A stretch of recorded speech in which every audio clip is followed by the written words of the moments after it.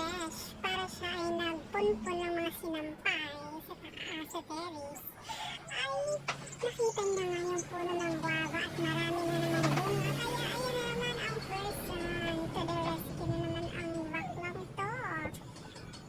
Ayan, hindi siya nagpapigil mga besh. Ayan. At dahil naatapang at tao ang baklang to, ay hindi siya nagpapigil.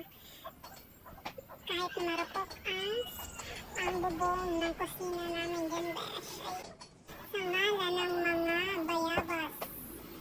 Ayan. Si Bayabas girl. Yung iba dyan ay nasayang na yung mga bayabas kasi naunahan tayo na naman ng mga ibon. Naunahan ang person mga ibon. Tinuruka-tuka na nila yan. Tinuruka-tuka.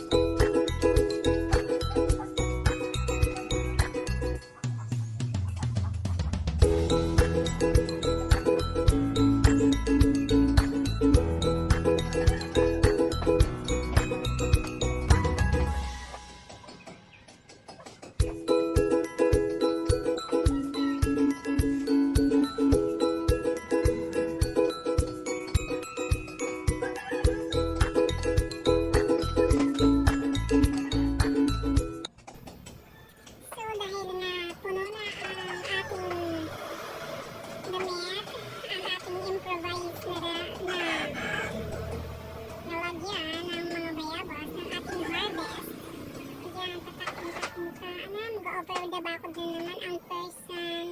Iyan kayo mo yan girl. Go, go, go. Ayusin mo muna yan mga bayabas. Para hindi sila maglaglagan. Ayan na, ayan na. Si akyat bahay girl. Nakakuha. Yes. Success.